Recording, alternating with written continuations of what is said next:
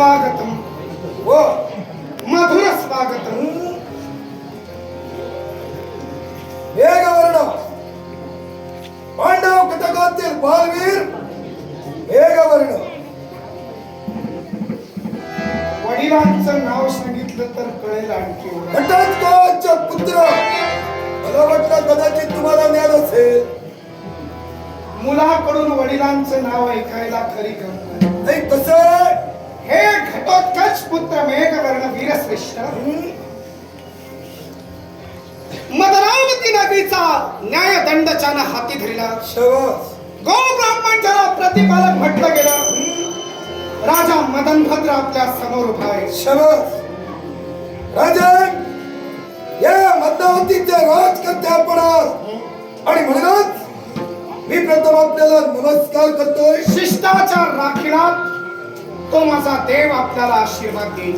पण मी युद्धभूमीवर उभा आहे याचा संदेश पांडवांच्या सैन्याला मिळालेला आहे. बरोबर. आणि म्हणूनच तुम्ही पुढे आलात. हे घटोत्कच पांडवांचा याज्ञिक अश्व मी बंधन केला. राजन कारण त्या वारूच्या मातीचे जयपत्र लिहिलं होतं ते दिवसणार होतं. त्यानं आमच्या काळजाचा वेध घेतला. शबास. अर्थात दाती तृण घेऊन करभार खंडणीचा पांडवांना शरण यावं हे शब्द रुचलेले नाहीत. अश्वमुक्तता हवी असेल एक तर युद्ध, बरोबर. नपेक्षा पत्रिकेवरचे शब्द तुम्हाला बदलावे लागतील. राजन अनमोल ध्यान तृणमोल करून पांडवांना शरण यावं हे ज्यावेळी शब्द आपण वाचलं आपली वीरश्री जागृत झाली. अश्वबंधन आपण केलं आणि काय म्हणतोय अश्ववाचन तर हेक्टर पत्रिकेवरील शब्द बदल नपेक्षा युद्ध करा आणि अश्व घेऊन चला. मग आमच्या युद्धातील शब्द ऐका. पत्रिकेवरील शब्द बदलले जाणार नाही. दुसरा पर्याय योग्यच आहे. युद्ध करू आणि अश्व घेऊन जाऊ. हे मेघवर्ण मग युद्धासाठी आम्ही डगमगणारे नव्हे. पण अलीकडच महाभारत घडून गेलं. बरोबर. आणि या महाभारतीय युद्धात पितामह भीष्मानी नियम युद्धांसाठी घातले. रथीच रथिना योद्धो गजेन गजधुर्गतः अश्वेन अश्वपदातिशपादा ते नैव भारतः. रथारूढ असणाऱ्यानं रथारूढाशी, गजारूढ असणाऱ्यानं गजारूढाशी, पैदल असणाऱ्यानं पैदलाशी. शिवाय वाचा युद्ध प्रवृत्तानां वाचैव प्रतियोदनम. ज्याला वाणीद्वारे युद्ध करायचं आहे त्यानं वाणीद्वारे समोरच्या योद्ध्याला क्षीण करावं, हतबल करावं, मनोधैर्य हतबल करून त्याला जेरीस आणावं. तेव्हा तुम्ही जर का आमच्याशी शस्त्रानं युद्ध न करता वाणीद्वारे जरी युद्ध करायला तयार असाल तरी भारतीय युद्धाचे नियम पाळायला मात्र राजा मदनभद्र तयार. आमची तयारी आहे. पण वाणीद्वारे युद्ध करताना गाणी म्हणू नका म्हणजे झालं. आम्ही तज्ञ नव्हे. कारण सांगतोय मी शास्त्रयुक्त, मी अश्वमेध यज्ञाचा अभ्यास केलेला आहे. अश्वमेध यज्ञ म्हणजे संगीताचा जास्तीत जास्त वापर केलेला मेध म्हटलं गेलेलं आहे. तेव्हा गायन तिथं म्हटलं जातं.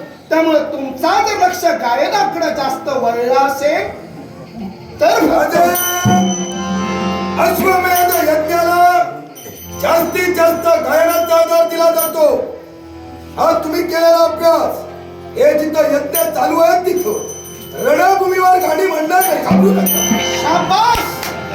वीर श्रेष्ठ आपलं कौतुक केलं. मग सांगा या रणभूमीवर येऊन तुम्ही उभे ठाकला. बरोबर. हे युद्ध, या युद्धामुळे या विश्वात अनेक जणांच्या मानात चराचर चिरल्या जाणार. सत्य आहे. पण हा अश्वमेध यज्ञ करण्यामागचा तुमचा हेतू तरी काय? राजन ज्यावेळी महाभारत युद्ध पांडवांनी जिंकलं आणि आमचे आजोबा हस्तिनापूरच्या राजा गादीवर विराजित झाले त्याच वेळी त्यांच्या मनात नाना तऱ्हेच्या कल्पना येऊ लागल्या, नाना तऱ्हेचे भास येऊ लागले. हे जे हस्तिनापूरचं राज्य आपण मिळवलं ते कसं तर आप्त इष्ट सगळ्या सोयऱ्यांचा शेवट करून आणि त्याच हत्याचं कुठंतरी त्यांना शैल्यवराशी वाटू लागलं. म्हणून त्यांनी आपली व्यथा व्यास महंताजवळ मांडली आणि त्याच वेळी त्यांनी निवडलेला पर्याय, तो पर्याय कोणता असेल तर हे युधिष्ठिरा, या घडलेल्या पातकातून जर तुला मुक्त व्हायचं असेल तर अश्वमेध यज्ञ कर. म्हणजे स्वतःच्या गोत्र हत्येचा पर्याय तुम्ही निवडला. आम्ही नव्हे मग तर ज्या यजमानाला पुरोहित ज्या प्रमाणे मार्गदर्शन करतो, एखाद्या पातकापासून वाचण्यासाठी एखादा यज्ञ जो पुरोहित सांगतो त्याचप्रमाणे यजमान वागत असतो. व्यास महंतांनी सांगितलं, आमच्या आजोबांनी ते ऐकलं. म्हणजे मेघवर्ण समजा 4 पर्याय दिले असते आणि त्यातील एक निवडा सांगितला असता तरी तुम्ही निवडणार होता की पुरोहित? त्याही पुरोहितांना सांगितलं असतं. अशा कोणत्या पर्यायानं गेल्यानंतर मान्य केलं की पर्याय तुम्ही अश्वमेधाचा निवडला.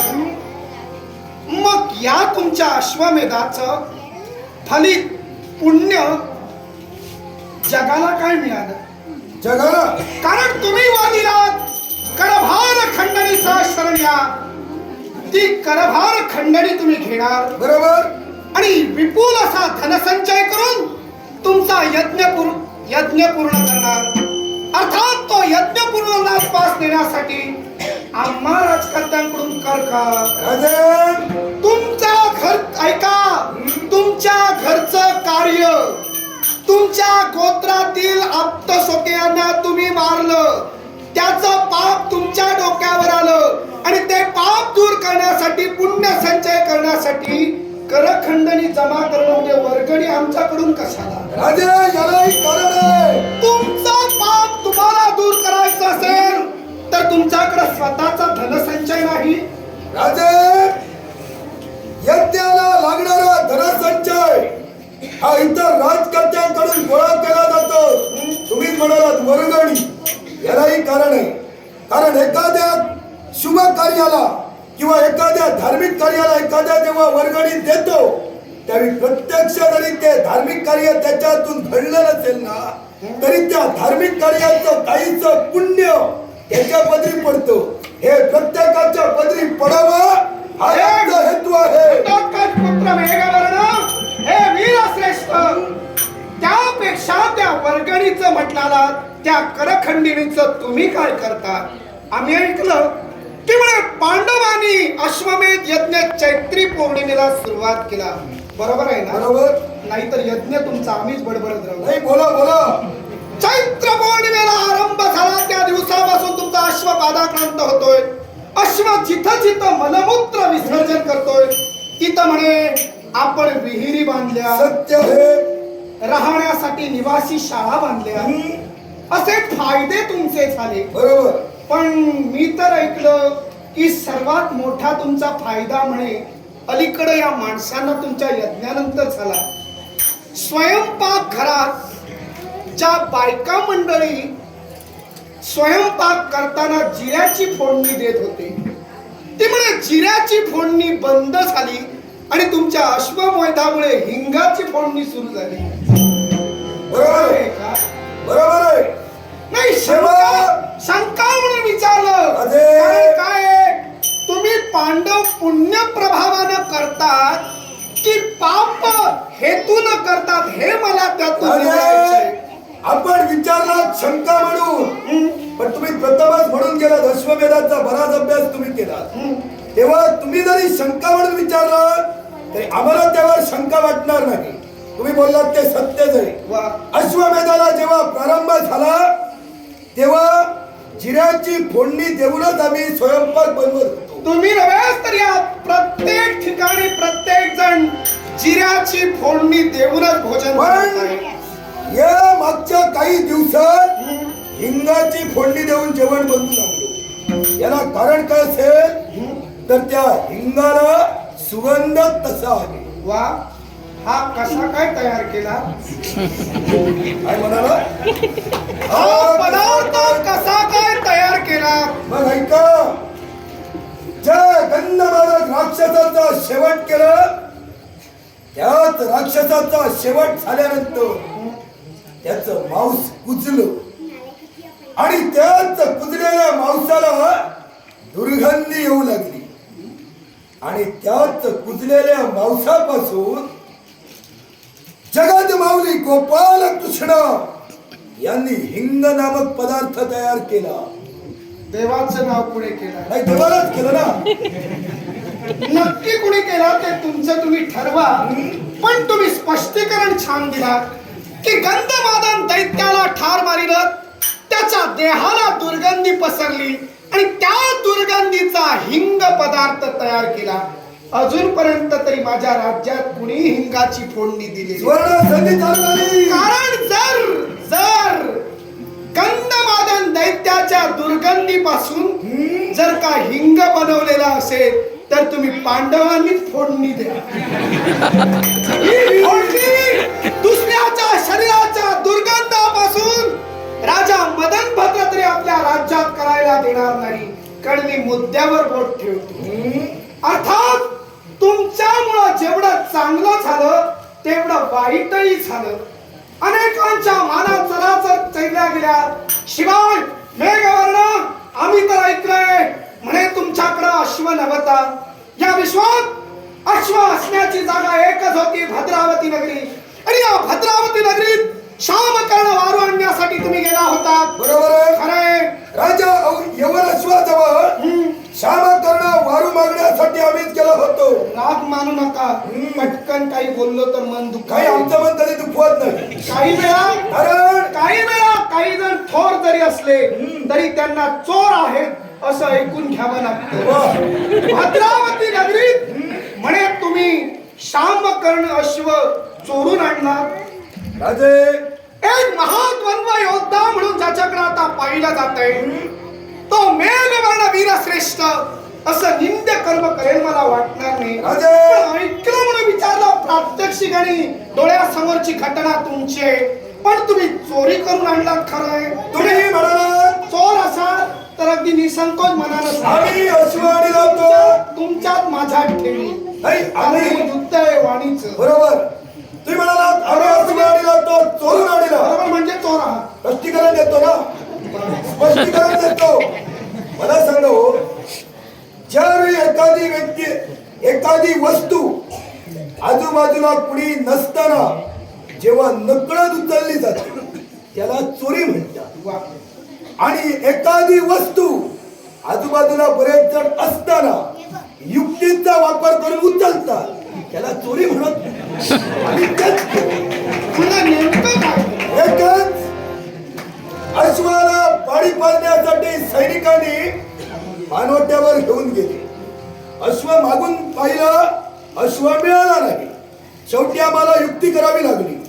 जेव्हा तो अश्व पाणवट्यावर घेऊन गेले आम्ही प्रथम मगरीचं रूप धारण केलं. मगरीचं रूप धारण करता क्षणी अश्व घाबरला, अश्व उड्या मारू लागला. सैनिक आजूबाजूला पळाले. तीच संधी साधली, अश्वाला पाठीवर घेतलं आणि मार्गस्थ झालो. काय चुकलं? वा. माया विद्येचा योग्य वापर केला. चोराच्या टिंब संपूर्ण सैन्य अवतीभोवती होत.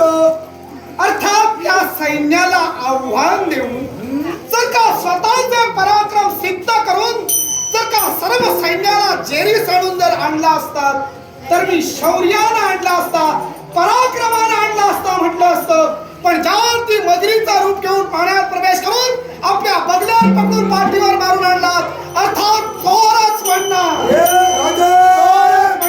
तुमच्या मतालाही चोरी असेल, पण कदाचित आम्ही तिथं जर आमचे पराक्रम सिद्ध केले असते एका दुसऱ्याच्या शिवाय गेला मला त्यांना मारायचं. पराक्रमाचा बाजू मारून मी बाजूच तो तुमचा संयोग होता आणि तुमचं सुदैव होतं. कारण त्याच दिवशी